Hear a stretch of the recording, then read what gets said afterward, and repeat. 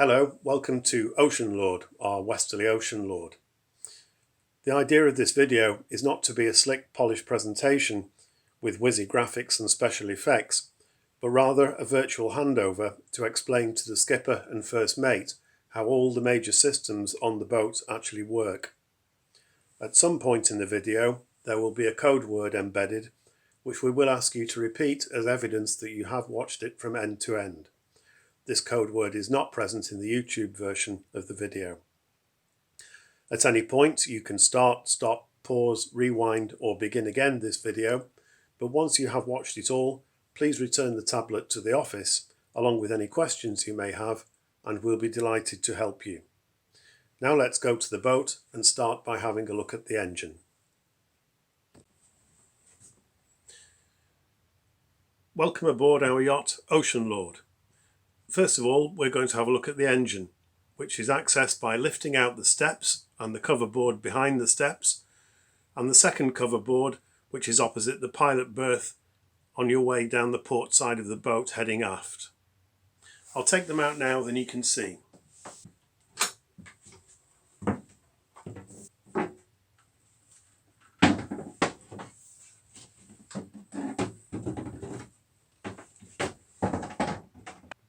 This provides us with good access to check the things that we might want to see. We're now in the port aft cabin looking into the engine space, having removed the side engine cover. The most important thing once you've started the engine is to check that there is ample cooling water coming out of the exhaust. If there isn't, the first place to look is the seawater strainer, which is the grey box in the centre of the shot. The top is just hand tight and unscrews quite easily, and inside is a strainer basket which will catch a jellyfish or a plastic bag or anything else that might be blocking the circuit. Scoop out whatever it is, throw it in the bilge and put the top back on, and normally that cures the problem. The strainer is well above the waterline, so taking the top off there is no risk of water coming into the boat. We're now at the front of the engine. If having cleared the primary seawater strainer there is still no water coming out of the exhaust, then it's likely that the impeller in the water pump has been burnt out. The water pump is located just here, and to access it, take out the 4 screws on the faceplate, remove the faceplate, pull out the remains of the old impeller, locate the new one in the engine spares kit, pop it in and replace the faceplate. And for cooling seawater, that's it. It comes through the strainer, to that pump, through the engine and out of the exhaust.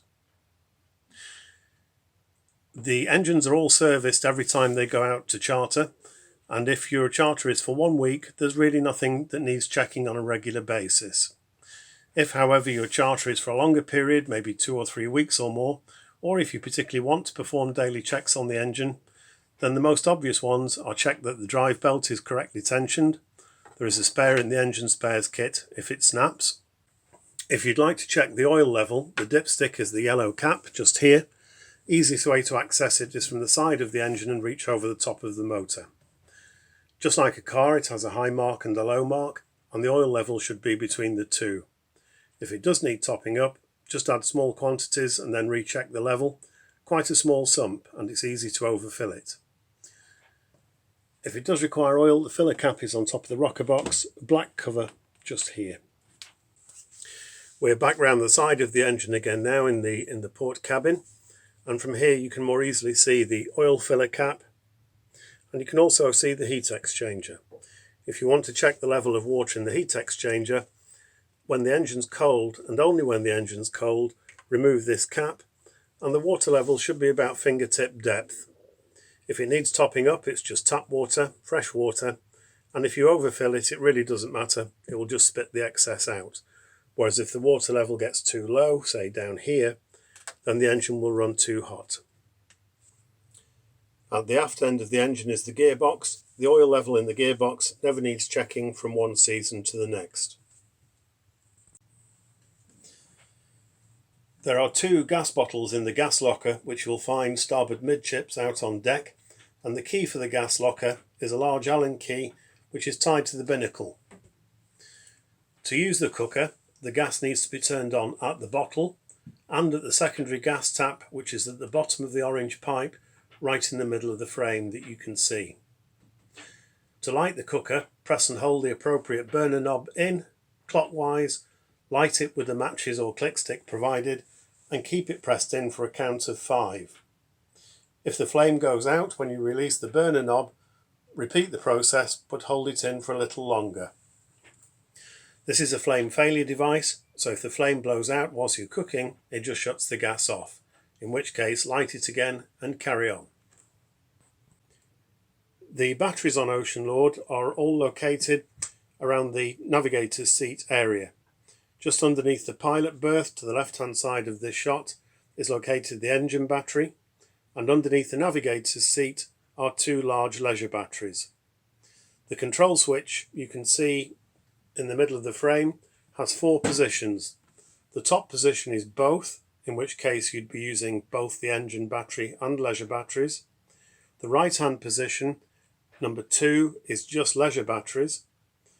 The 9 o'clock position at the left, number 1, is just engine battery, and the bottom position, 6 o'clock position, is off. There are 2 important things to remember about this. When you're sat at anchor just consuming power, you mustn't leave it on both. Do not leave it on both, otherwise you can flatten your engine battery. If you're sat at anchor just using power, turn it to 2, so you're only connected to the leisure batteries. Technically you should turn it to number 1 to start the engine, but in practice it starts quite happily on 1, 2 or both. The other important thing to remember is not to turn this switch off whilst the engine's running, as it will destroy the alternator. This is all clearly detailed and shown on a page in the skipper's handbook. Just behind your legs when you sat at the navigator's table, there is a breaker switch shown here. This is for the anchor windlass, and if you can see the yellow catch just here, it's disarmed. To arm it, to use it, lift that lever up,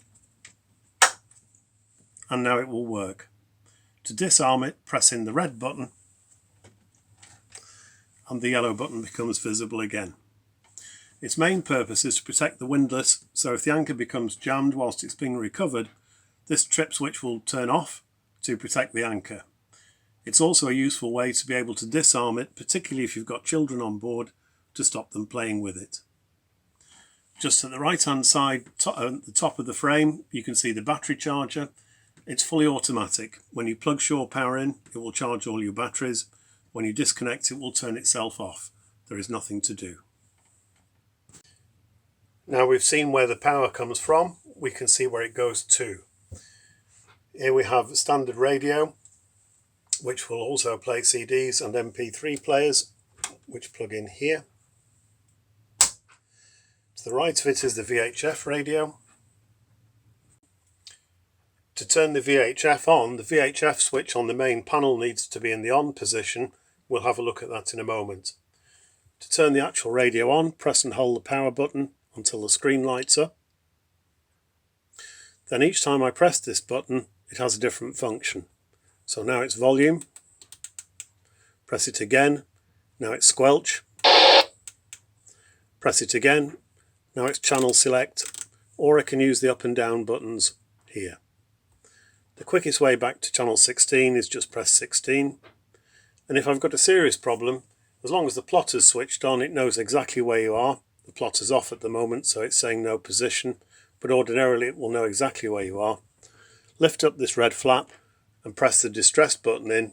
Keep it pressed in for 5 seconds or more, and it will transmit your exact lat and long, the boat's MMSI number, everything to the Coast Guard. They will call you back immediately.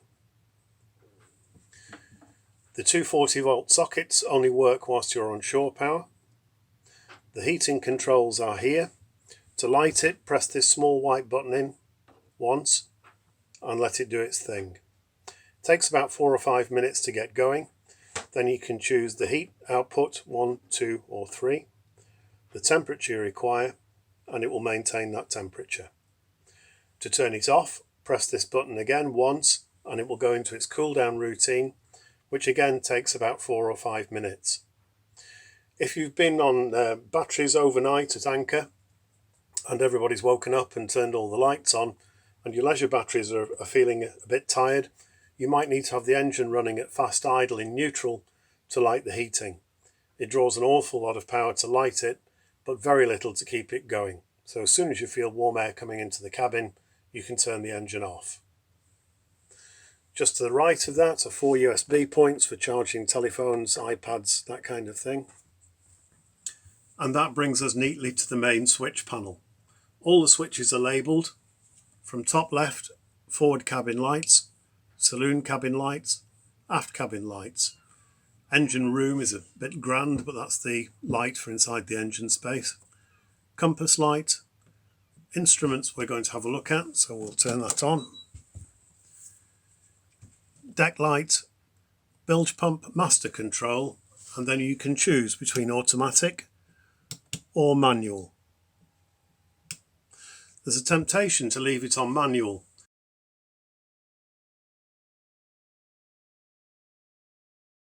but just be aware that overnight it will check itself every 4 minutes and it does make a bit of a noise. You're quite safe to leave it off in the knowledge that if there is water in the bilge alarm, bilge water alarm will sound and let you know. Top right, socket is for the 12 volt cigarette lighter type socket and USB ports for charging telephones. VHF is for the VHF. This is the one that needs to be on for the VHF to work. Audio is for your radio. Sat nav is for the plotter. We're going to have a look at that, so we'll turn that on. Fresh water is for the fresh water pump for pressure at the taps. This one doesn't do anything. Shower is for the shower drain pump, so this needs to be on. Then if you use the shower, the little rubber switch in each of the heads will pump the grey water away. Then across the bottom, night light is for the red light for reading charts at night. Gauges is worth a special mention. This is water gauges. You can see there are 2 tanks, port and starboard. They used to have separate fillers and they used to be filled separately and drained separately. They're such big tanks, there's over half a ton of water on board, that if one tank was empty and one was full, she sailed with about a 5-degree list. So we've changed the plumbing. There is now only one filler, which I'll show you from up on deck, but they drain together. So we picked one gauge that tells you how much total water you've got, and it's this one. So you can see now the water is full. This one does nothing. Navigation lights. If you turn the master switch on, then you have a choice of tricolour or bow and stern. The fridge uses a lot of power, so try and remember to turn it off when you're just under sail. But anytime you're on shore power or the engine's running, pop it on. It cools very quickly and it's really well insulated. It stays cold for a long time. If you leave it on overnight, you will flatten your batteries. Auxiliary switch doesn't do anything. More mast lights here. So again, master switch. Then you can choose between anchor light, which is an LED, so don't be fearful of leaving that on overnight, and steaming light. And these two don't do anything. Just beneath the switch panel, this is the 12 volt cigarette lighter type socket I referred to a moment ago, and this is the bilge water alarm. So if this starts flashing and making a noise, need to check the bilge and turn the bilge pump on to pump it out.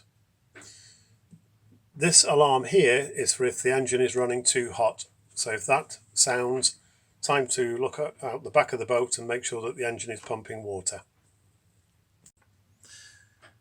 The plotter is very easy to use. All I've done so far is turn it on by pressing the power button, and you'll be presented with this screen.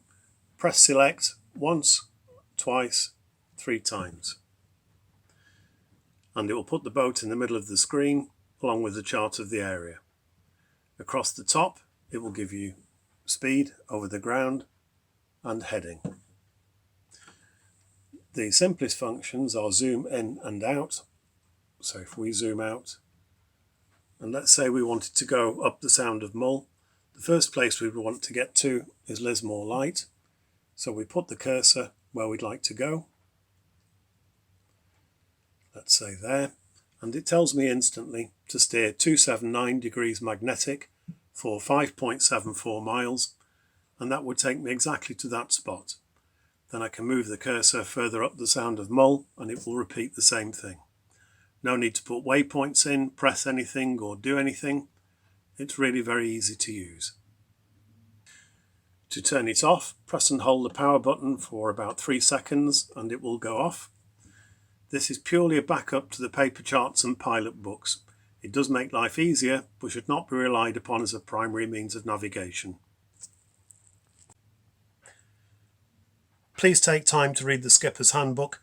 It contains a lot of useful information, such as capacity of water tanks, diesel tank, etc. There is no diesel gauge on this boat, but in the Skipper's Handbook it tells you how many litres per hour you can expect to use, so providing you keep a note of the engine hours, you'll know roughly how much diesel you've used. It also contains a plan of all the seacocks and locations on the boat, and you should familiarise yourself with this. All our boats have ITT Jabsco twist and lock pumps, which are reliable and easy to use. When you've used the toilet, move this lever to the right hand position and using the pump, about 10 or 15 strokes will empty the bowl. Move this switch to the left hand position and using the same pump again, another 15 or 20 strokes will rinse the bowl out and clear the pipes of the boat. None of our boats have holding tanks, they are all straight to ocean, so please don't use them in a marina. The toilets will handle anything that you've eaten and small amounts of toilet paper without an issue. Putting wet wipes or any sanitary products down the toilet will block it instantly. Thank you for your patience so far. Now press pause and let's head up on deck and we'll start again at the bows. Oceanlord is fitted with 50 metres of chain and the bitter end is securely tied to the boat.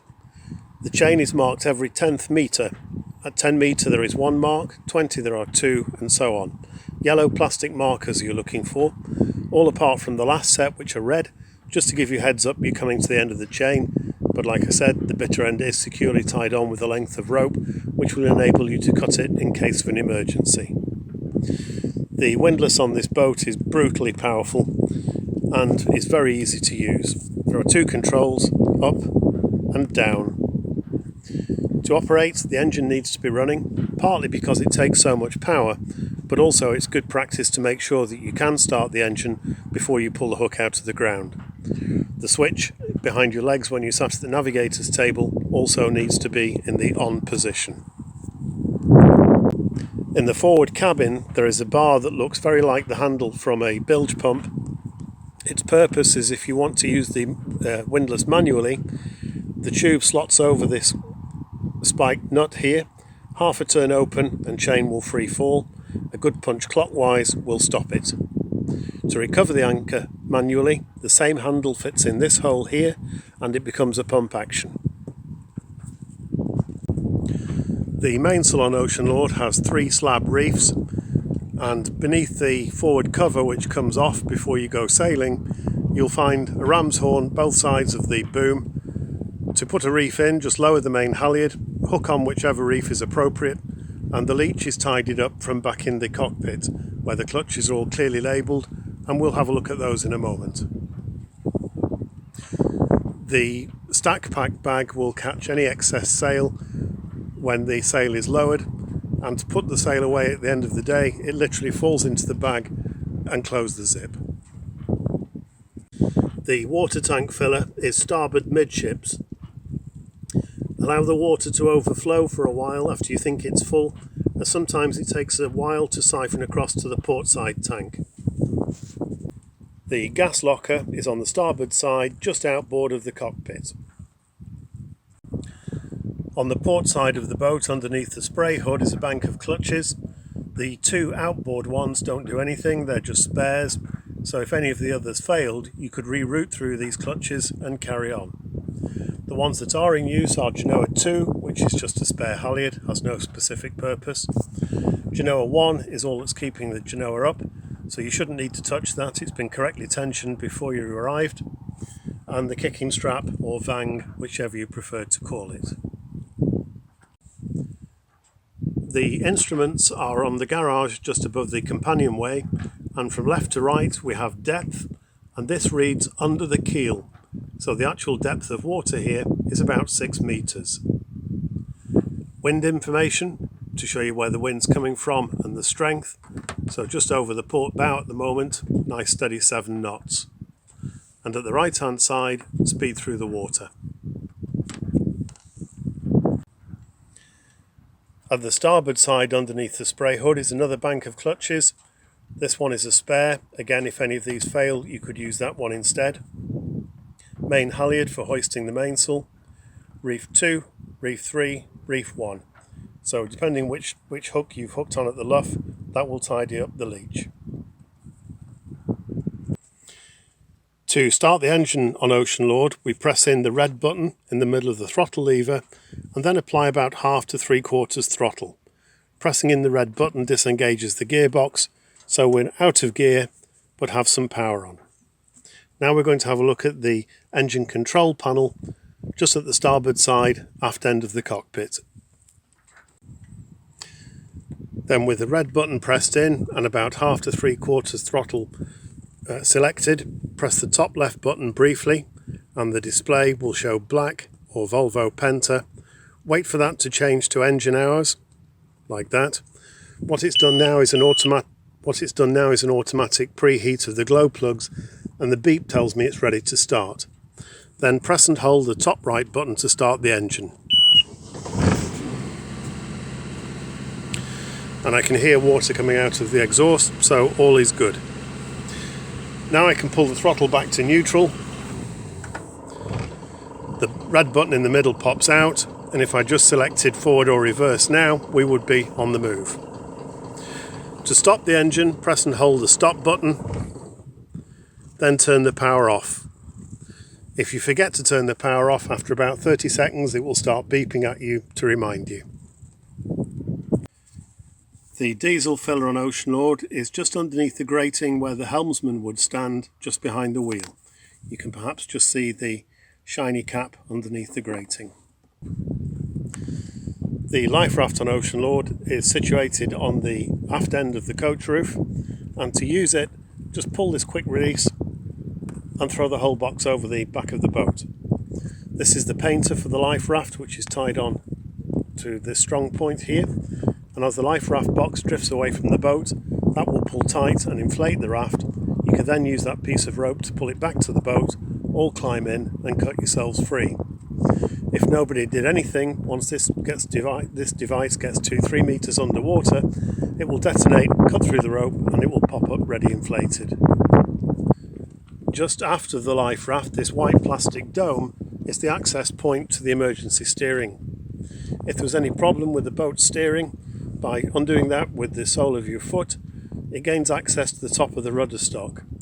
Inside the cockpit locker, there is a large piece of piping that looks like a piece of scaffold pole, which fits directly onto the rudder stock, and she becomes a tiller-steered boat. Thank you for your patience so far. When you're ready to go, please make sure you've studied the tidal stream atlas for the marina in the office, and we'll be happy to give you guidance on how to make a safe and stress-free exit. The tide can run quite strongly in the marina. Before you go, take all the dock lines with you that are not shackled to the pontoon, and also take the shore power lead so you can enjoy shore power in another marina. When you return, your last job is to refill the diesel tank. The diesel station is located on leg D, D for diesel. Call the marina on channel 37 and they'll come and fill you up, and then return the boat to any of our berths on leg F, Foxtrot. Once you've tied the boat up securely, please come and see us in the office and we'll be delighted to welcome you back.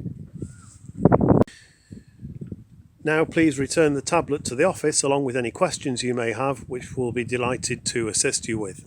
We hope you have a wonderful holiday, and thank you for choosing Alba Sailing.